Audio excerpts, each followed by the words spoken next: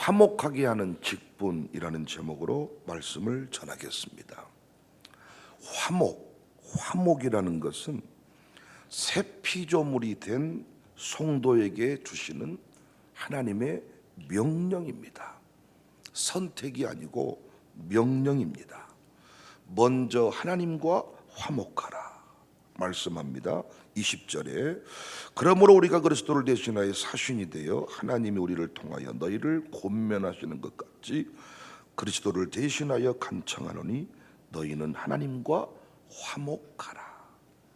하나님과의 화목은 모든 삶의 문제를 해결하는 지름길입니다.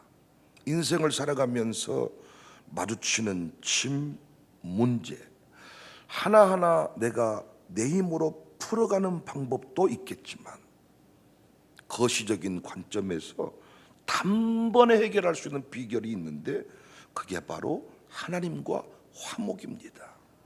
힘써도 애써도 안 됐던 것이 하나님과 화목해 될 때 은혜로 그 모든 것이 가능케 될 줄로 믿습니다. 진짜 미련한 인생은 하나님과 등지며 사는 거예요. 하나님을 무시하며 사는 거예요. 나는 우리 아들 딸들이 가는 곳마다 하나님과 화목하는 삶을 살아갈 수 있기를 바랍니다. 그런데 바울은 오늘 본문에서 또 중요한 이야기를 하고 있는데 바로 화목하게 하는 직분입니다. 18절에 화목하게 하는 직분을 줬다. 이 직분은 하나님이 직접 주셨습니다. 그래서 우리는 목사여도 화목하게 하는 직분이 있고 장로님이어도 권사님이어도 화목하게 하게 하는 직분이 있고 샬롬스쿨 친구들도 우리 청년들도 다 공통적으로 새 피조물이 된 뒤에 받게 된 직분이 화목하게 하는 직분입니다. 화목하게 하는 말씀을 우리에게 부탁했다. 또 이렇게 말씀하시죠. 19절에 곧 하나님께서 그리스도 안에 계시사 세상을 자기와 화목하게 하시며 그들의 죄를 그들에게 돌리지 아니하시고 화목하게 하는 말씀을 우리에게 부탁했다. 친구의 부탁도 가슴에 새기고 행하려고 애쓰는데 하물며 하나님의 부탁이겠습니까? 우리가 가는 곳마다 화목의 역사를 간증하고 할렐루야. 또한 화목의 죄물이 화목의 사신들이 되어야 할 줄로 믿습니다. 어떻게 우리가 가는 곳마다 화목의 역사를 간증하고 화목의 역사를 만들어갈 수 있는가? 어떻게 화목의 직분을 잘 감당할 수 있는가? 첫 번째 원리는 사랑하고 용서하는 것입니다. 새로운 피조물이 된 성도의 삶은, 목사의 삶은, 우리 학생들의 삶은 인상 쓰면서 서로 미워하는 삶이 아니라 한많은 세상이라고 탄식하며 사는 것이 아니라 우리는 가는 곳마다 사랑하고 용서하는 삶을 살아야 됩니다. 우리는 이미 1만 달란트 그 빚진 자로부터 탕감받은 자들이잖아요. 1만 달란트의 빚을 탕감받은 자들. 그래서 우리는 가는 곳마다 무엇을? 용서받은 삶을, 그 용서의 그 흔적을 드러내고 자랑하고 우리도 사랑하며 용서하며 살아가야 됩니다. 원수 갚는 일은 누구에게 맡기고 주께 맡기고 우리는 사랑하며 살다가 주님 앞에 가는 것입니다. 저는 솔로몬의 아가라 이 부분에 도전을 많이 받습니다. 교회들마다 위대한 선교 역사는 많아요. 위대한 기도의 역사도 많아요. 그런데 사랑의 역사가 없어요. 장로님의 아가라, 담임 목사의 아가라. 어떻게 담임 목사님이 그 교회를 사랑하며 살았는지 후대에게 아가서가 저는 남겨지면 좋겠어요. 어떻게 목사님, 사모님이 사랑하며 살았는지 우리 목사님의, 사모님의 아가라, 탕해의 아가라. 가는 곳마다 사랑의 역사가 화목케 하는 직분을 받았는데 우리는 원래 죄로 죽을 수밖에 없는 인생인데 하나님의 일방적인 사랑으로 용서하시는 사랑으로 우리가 이렇게 사랑받는 자녀가 되었습니다. 그래서 우리가 사랑받는 자녀가 되었다는 것을 간증하며 살아야 되는데, 그 간증이 뭐냐? 내가 사랑을 실천하는 것입니다. 사랑받은 자만이 사랑하며 살더라고요. 사랑받지 못하는 사람은 가는 곳마다 사랑을 잘 못하더라고요. 여러분과 제가 사랑받은 자녀가 되었으니 가는 곳마다 사랑하고 용서하는 일에 익숙한 자들이 되시기를 바랍니다. 그 일이 잘 안 되거든 기도하셔야 돼. 하나님, 내가 사랑하며 용서하며 살기를 원합니다. 두 번째, 화목케 하는 직분 감당의 원리는 정치적인 삶을 버리고 진리를 따라야 됩니다. 가는 곳마다 갈등을 만드는 이유가 뭡니까? 가는 곳마다 문제를 일으키는 사람들을 보니까 정치적으로 살아요. 진리를 따라가지 않고 정치적으로 살아요. 우리의 말이 공정해야 되거든요. 우리의 말이 치우침이 없어야 되거든요. 하나님의 공의가 십자가에서 온전히 드러났잖아요. 죗값을 온전히 지불했습니다. 죗값을 지불하고 우리를 살려내셨습니다. 대충이란 게 없습니다. 좋은 게 좋다는 식으로 흘러갈 수가 없습니다. 마귀가 살아있기 때문에 좋은 게 좋다는 식으로 흘러가면 나중에 반드시 문제가 됩니다. 공의로 행해야 우리가 갈등을 잠재울 수가 있습니다. 화목케 하는 삶, 좋은 게 좋다는 식으로 넘어가라는 게 아닙니다. 진리를 기준에 두고 공의로 행하고 공의로 말하고, 나랑 친하면 옳은 거고 나랑 안 친하면 틀린 거고, 이렇게 살아서는 안 된다는 거예요. 화목케 하려면 진리를 기준에 두고 공의로 다스리는 삶을 살아야 됩니다. 우리가 자식을 키울 때도 자식끼리 불화하게 하는데 부모가 일조를 가할 때가 많아요. 형께 있고 동생께 있는데 동생 놈이 지껏 다 먹고 형 것 달라고 소리를 지를 때 항상 부모님들은 형 것을 뺏어다가 동생을 줘버립니다. 그러니까 이놈 새끼는 항상 그렇게 살아갑니다. 또 뭘 살 때도 꼭 이거 사라고 하니까 지는 지 나름대로 사더니 집에 오면 지 것 안 가지고 놀고 형 것을 달라고, 이렇게 할 때 항상 부모는 형한테 양보해라 양보해라. 여기서부터 형 안에 분노가 생기는 거예요. 저 새끼를 죽여버려야 되겠다. 베개로 깔아 죽여야 되겠다. 정확하게 공의로 정확하게 원칙을 정하고 이렇게 살아가야 화목할 수 있고 어떤 모임이 무너지지 않습니다. 목사가 친한 사람에게는 모든 것이 다 관대하고 조금 덜 친한 사람한테는 항상 불친절하고, 여기서 목회가 무너지는 거잖아요.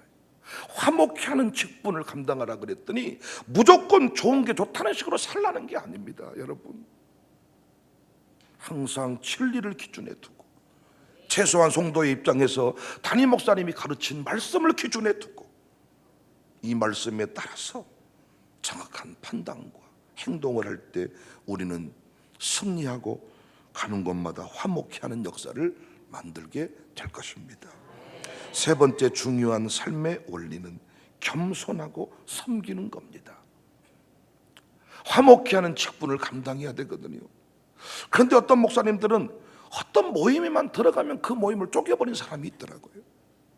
어떤 분은 하여튼 그 사람만 가면 문제가 생기고 갈등이 생기는 경우가 있더라고요. 왜 그렇습니까? 겸손하게 섬기지 않기 때문입니다. 저는 주중에 특별한 모임 두 곳에 이렇게 말씀을 전하게 됐는데, 한 모임은 남강주 CBMC 세미나를 인도하게 되었고, 강원도 양양에 가서 고신교단 인천노예 교육자들에게 말씀을 전하게 되었습니다. 제가 이 두 모임에서 받은 느낌은 아름다운 정원 같다, 이런 느낌을 받았어요. 아름다운 정원은 뭘 해도 아름답잖아요. 아름다운 정원에서 바이올린 연주를 해도 아름답고, 이 아름다운 정원에서는 노래를 불러도 멋지고, 이 아름다운 정원에서는 바비큐 파티를 해도 멋지잖아요. 그러니까 아름다운 정원과 같이 된 모임에는 어떤 강사가 가도 강사가 빛납니다. 그리고 어떤 강사가 가도 다 은혜를 받습니다.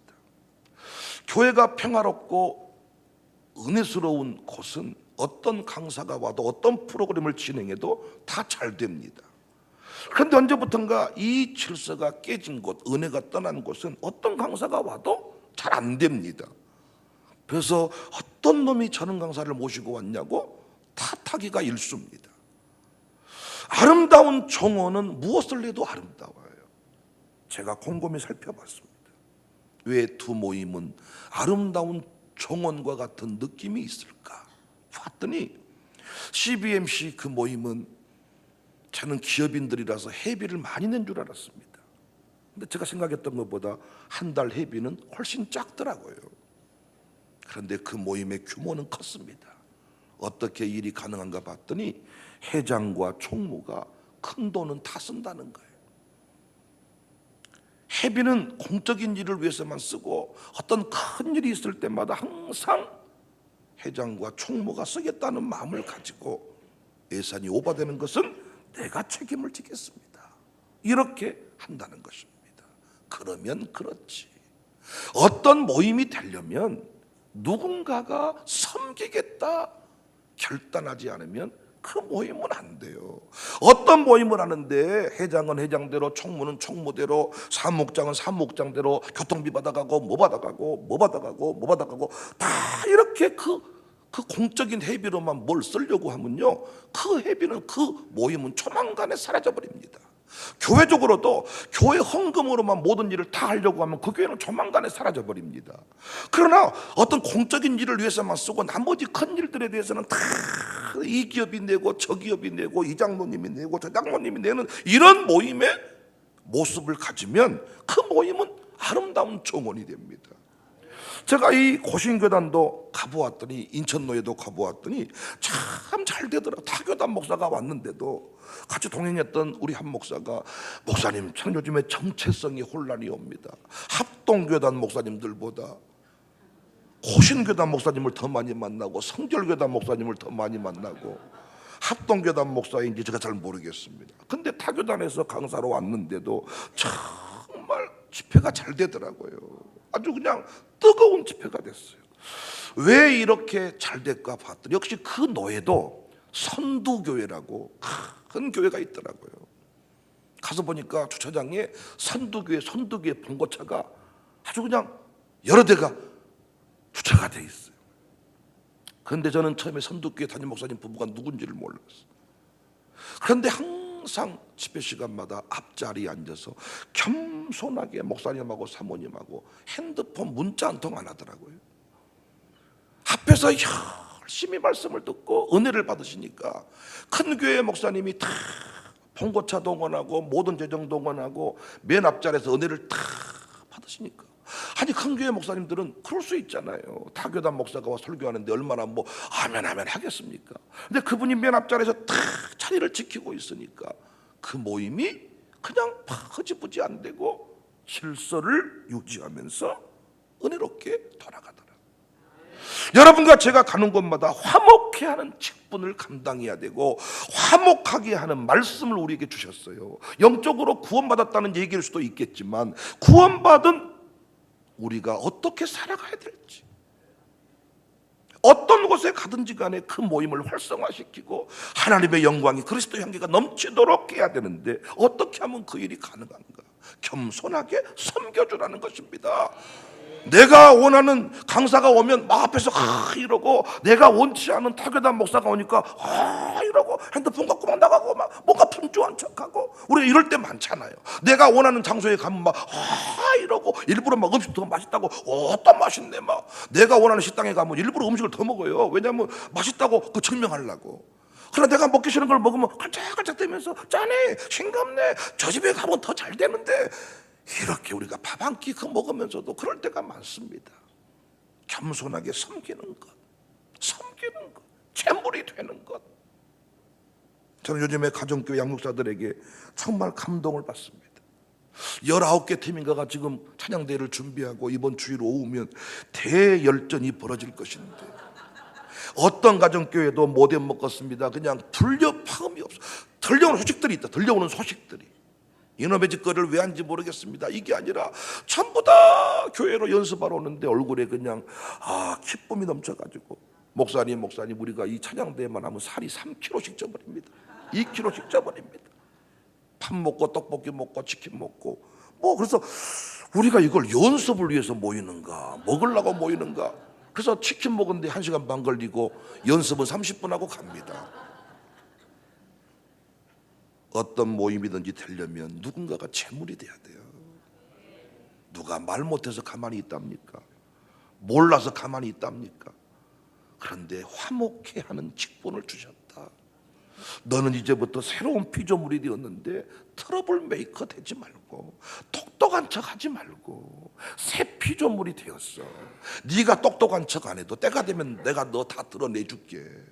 네가 막 네 얼굴 안 드러내도 때가 되면 영광의 중심에 세울 테니 겸손하게 섬겨. 그냥 사람들은요 거기에 대한 두려움이 있는 것 같아. 내가 가만히 있으면 사람들 나를 가만히 취급할까 봐서 약간 두려움이 있지 않나. 누가 명언과 같은 말을 하더라고. 사람이 가만히 있으니까 가만히로 하나. 그래서 자꾸 뭔가 말을 하고 싶은가 봐. 아니, 여러분이 가만히 계셔 똑똑한 사람은 빛이 나. 가만히 있어도 예쁜 사람은 빛이 난다고요. 광채가 나고. 일부러 거의 안 드러내도 때가 되면 다 진가가 드러납니다. 거짓말도 때가 되면 드러나고 진짜도 때가 되면 드러나고. 있는 자리에서 겸손하게 섬기는 우리 모두가 됩시다. 화목하게 하는 직분을 잘 감당해야 되는데, 저도 목회 끝날 때까지 화목해 하는 직분을 잘 감당해야 돼요. 총회장의 직분, 노회장의 직분 중요한데 화목해 하는 직분을 잘 감당 못하니까 다 끝나요. 어떻게 직분을 잘 감당할 수 있냐? 네 번째, 기도하는 것입니다. 기도하라. 하나님과 화목한 자가 누리는 최고의 복이 뭐예요? 기도입니다. 기도는 하나님과의 관계를 유지하는 통로이기도 하지만 화목의 역사를 만들어가는 핵심 원리입니다. 디모데전서 2장 1절에 그러므로 내가 첫째로 권하노니 모든 사람을 위하여 간구와 기도와 도고와 감사를 하되, 모든 사람을 위하여 간구와 기도와 도고와 감사를 하되. 나이가 들어가면서 뭐가 무섭습니까? 만나고 싶은 사람하고만 만난다는 거지요. 우리 아이들은 선생님이 만나는 사람 다 만나지만은 나이가 들어가면서 만나고 싶은 사람만 만납니다. 싫은 사람은 죽어도 싫습니다. 그때 필요한 게 뭡니까? 기도입니다. 모든 사람을 위하여 기도할 때 모든 사람과 더불어 화목할 수 있습니다. 여러분과 제가 기껏해야 내 식구들만을 위한 기도가 아니라 모든 사람을 위하여 간구와 기도와 도고와 감사를 하되, 여러분과 제가 이 새벽에도 내 식구들을 지나서 나라와 민족을 위하여 내가 섬기는 선교단체 가정교회를 위하여 기도하는 은혜가 있어지기를 바랍니다. 돈 봉투로 돕는 게 가장 쉬운 일이에요.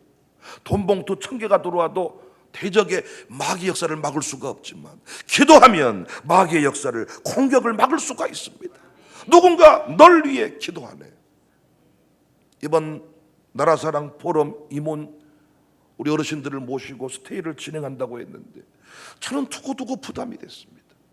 회장님에게 애써 계속 목사님 안 하셔도 됩니다. 안 하시면 어떨까요? 무슨 소린가? 반드시 해야 합니다 해서 기도를 시작했습니다.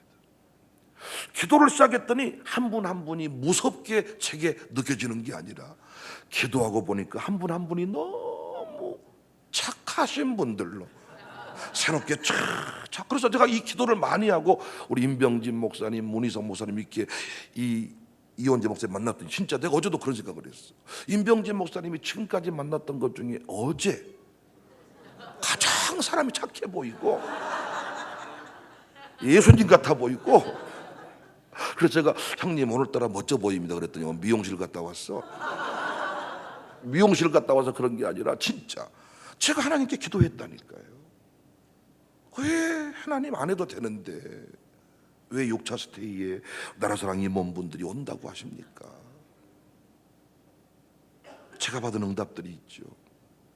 그러니까 기도할 때 화평할 수 있더라고요. 기도할 때 사랑할 수 있더라고요. 기도할 때 화목할 수 있겠더라고요. 그러니까 누군가 미워질 때 뭐 하라 그랬어요? 기도하자 그랬잖아요. 저도 목회하면서 누군가가 미워질 때가 있다 그랬죠. 근데 그 미워할 때마다 기도했더니 사랑의 이유가 발견되고 오히려 내가 알지 못했던 그 사람의 눈물이 가슴에 새겨지게 되었습니다.